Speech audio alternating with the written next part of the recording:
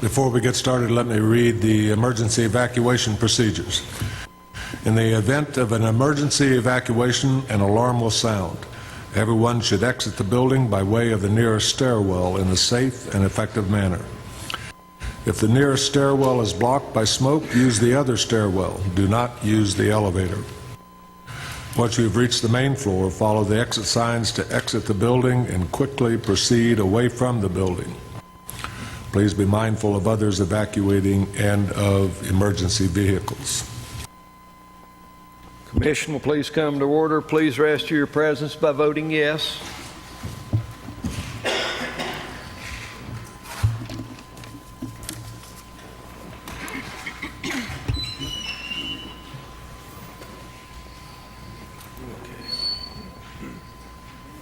Madam Clerk. Mr. Chairman, you do have a quorum. You have 12 present, and Mr. Carter has just come in. However, we will register his presence. We have 13 present. And 8 absent. We have a quorum.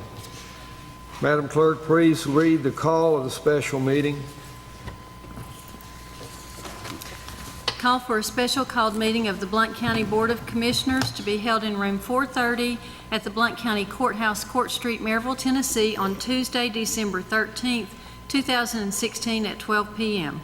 I, Mayor Ed Mitchell, pursuant to and in accordance with the authority vested in me by Tennessee Code Annotated 5-5-105, hereby call the Board of Commissioners of Blount County, Tennessee for a called meeting to be held in room 430 on the 13th day of December 2016, 12 p.m. for the following: a final report from PFM on 2016 bond refinancing. Thank you, Madam Clerk. At this time, the Chair recognizes Mayor Mitchell to introduce the presenters. First of all, I'd like to say that this meeting today was called by me because I think this is something that is very, very important to all of Blount County and to our citizens. The debt that we have had looming over us has been a major concern for quite a few years, and it was one of the topics of conversation pretty much every time I talked to a group of citizens in this community. I'm very, very proud and very excited that today we get our final report on a very successful financing that will eliminate all of our outstanding variable rate debt and swaps that are associated with that debt. I'm very happy and very pleased that we're at this point in our financial condition. I'd like to introduce from PFM Lauren Lowe and Kyle Wright, who will be giving the presentation today.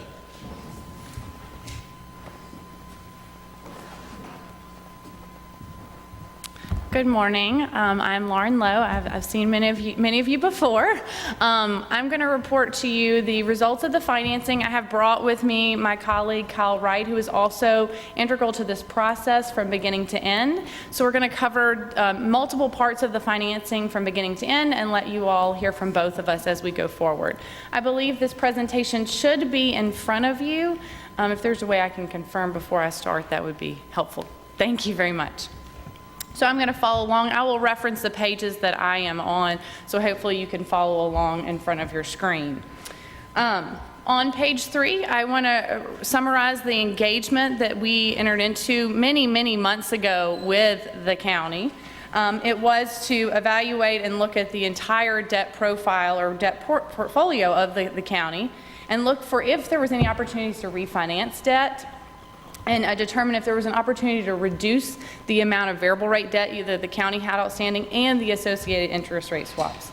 With specific charge from the county administration to reduce the variable rate exposure to at a minimum of 20% to comply with your debt management policy, and also be mindful of variable rate debt exposure after interest rate swaps mature. And also just being mindful to create a level debt service structure, or to be mindful of the existing debt service structure to not materially change it or impact it.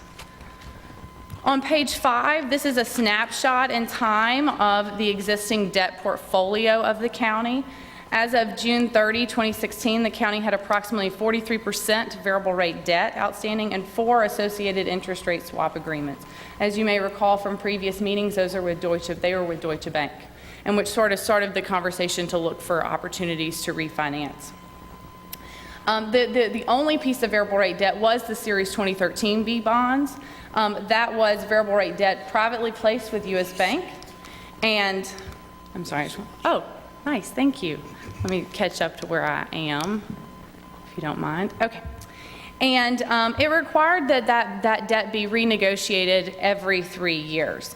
The graphic below shows you your debt service payments, principal, and interest. I would point out on the 17-year, it's actually very level with what you see in 2018 and 19, but this is reflective of payments that were made between 7/1 and December 1 to comply with a later graphic that you're going to see. So this is what the debt looked like as of June 30, or when we started this process. On the following page, this is a summary that gives each piece of the debt that was outstanding at this point when we went into this process. I think that I don't want to go through each one of these in detail, but as you all may recall, we actually refinanced several of these pieces of debt for interest rate savings to offset the costs of getting out of the 2013 variable rate debt and the associated interest rate swaps.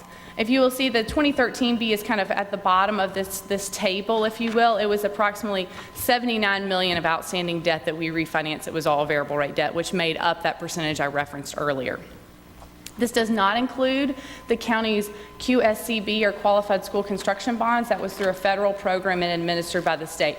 We did not evaluate refinancing it because the economics don't make sense and it's through a federal subsidized program.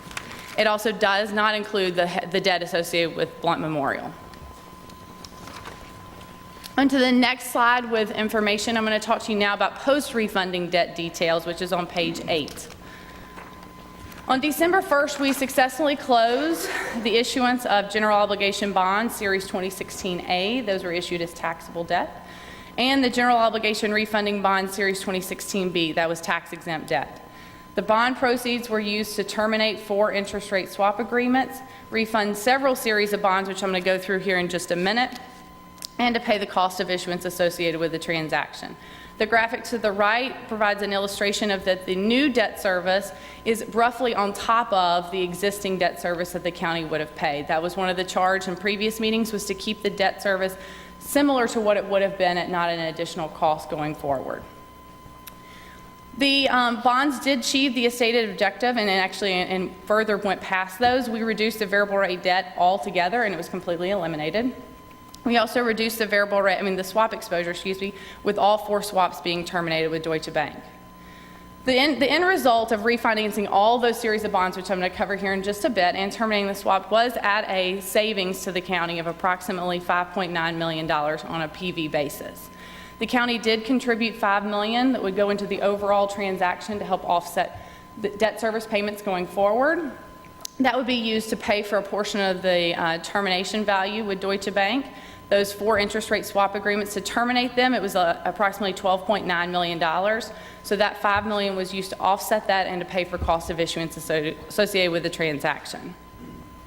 After considering the $5 million, the end results was it saved the county approximately $945,000 on a PV basis. I would point out, just because of the difference between the two, there's about a $4,000 difference. That's a rounding number that's common in bond issues. So the bonds that we actually refinanced is on the following page. I don't want to go through each one, but these are the ones that we identified in going through this process as being economical. So these were refinanced. If you go through all the way from B10A down to B11, these were done for pure interest rate savings, meaning when you borrowed these in the original transaction, interest rates are lower now than they were when you originally borrowed. So there were savings associated with those. So it shows on the 3/4 of the way over, it shows the amount of debt that we refinanced, and some of them still have small pieces outstanding which were not eligible to be refinanced. The 13Bs, which were a significant portion, that was the piece that was refinanced. It was variable rate debt and had the interest rate swap agreements associated with it. So on page 10, now there's just a big blue circle, which is great because that means your entire portfolio is now fixed rate debt. There's no component that's a variable rate debt that has any interest rate swap agreements associated with it. So this is after the refinancing. And you can see the amortization schedule with principal and interest is the bottom of this graphic. I would point out again, 2017, there was also payments made between July 1 to December 1, which makes that 2017 number or debt service payment very similar to 2018 and 19 and going forth. The outstanding debt is now included on your following slide. There's fewer series now because many of these series we refinance and now have been collapsed into the 2016 B series now. So if you look, there's a new summary table. And now the total outstanding debt is approximately $183 million, inclusive of the 2016 A and B bonds. This table does include all outstanding debt as of December 1, 2016.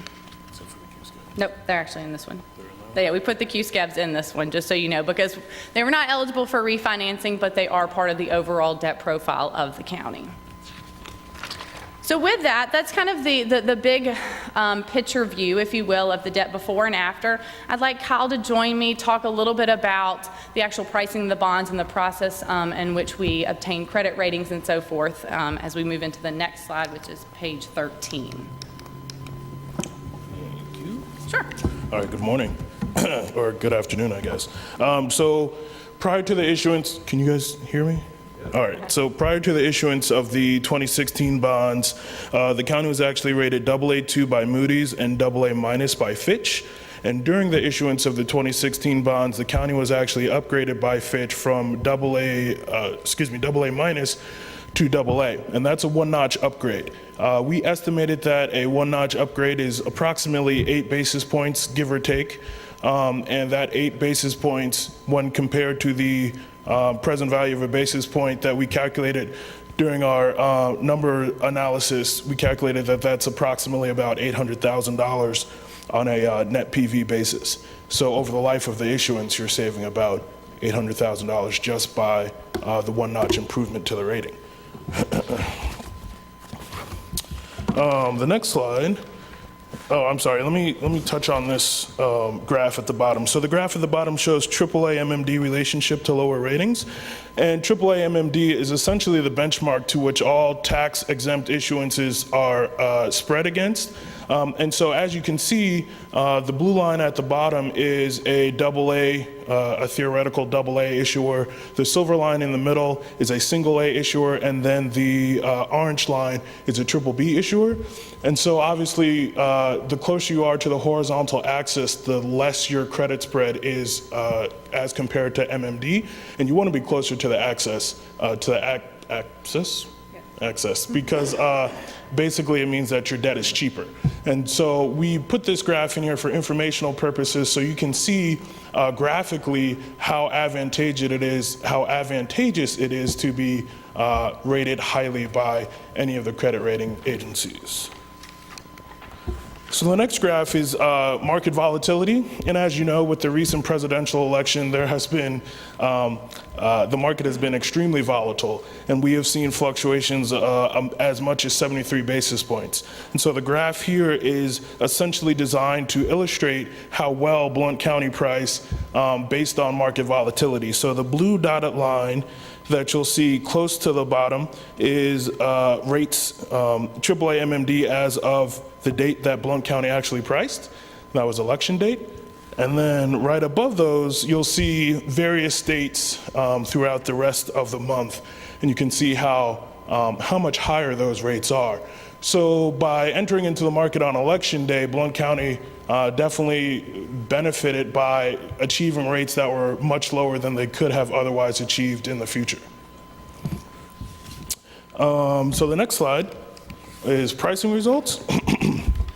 And so this also speaks to the fact that there was some market volatility in the market, but also to the fact that there were a large number of buyers interested in Blount County debt. And so you can see we offered about $9.8 million in taxable bonds and about $115 million in tax-exempt bonds.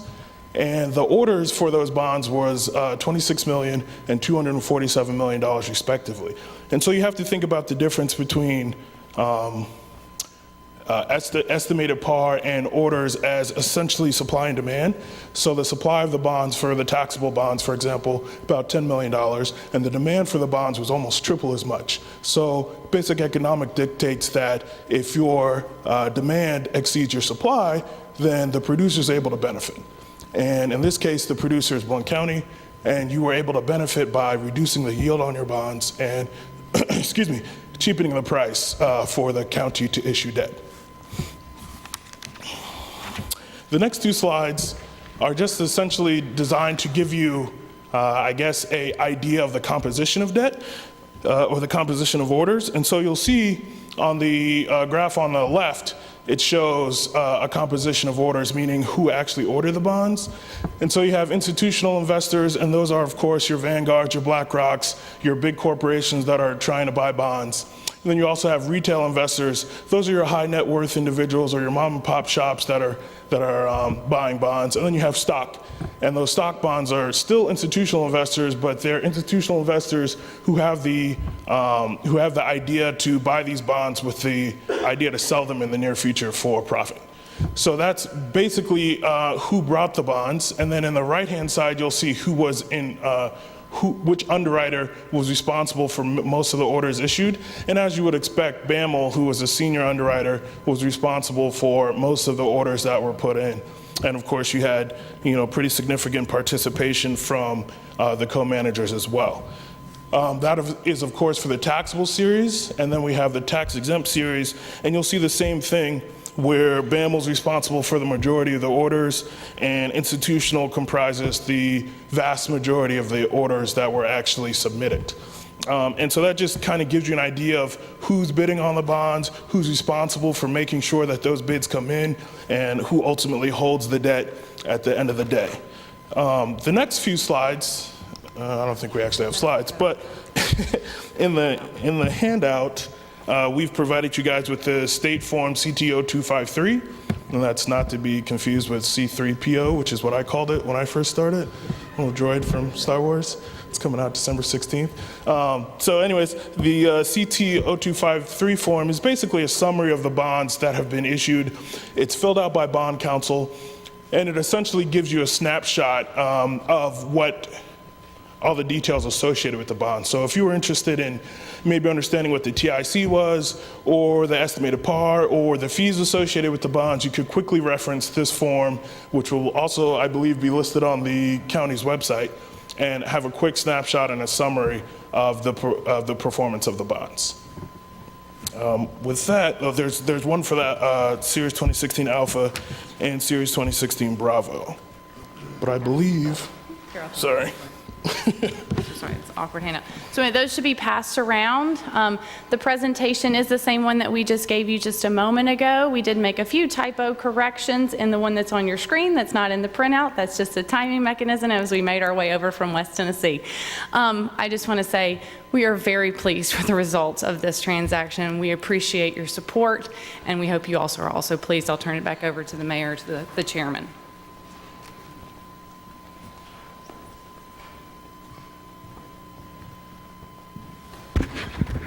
Kyle and Laura, thank you so very much. Mr. Mayor, do you have anything to add? This is kind of a dream come true. I think this is something that each one of us, most of y'all here as commissioners have been working for, and I appreciate those that supported this. I really appreciate that. And you can see from what we've done with our debt at $183 million, we've been able to reduce that quite a bit too. So. And none of this happens without your all support. And thank you very much for everything. Pursuant to TCA 55105, the special call meeting is adjourned, and lunch is in the break room. So if you'd like lunch, please go to the break room, room 433.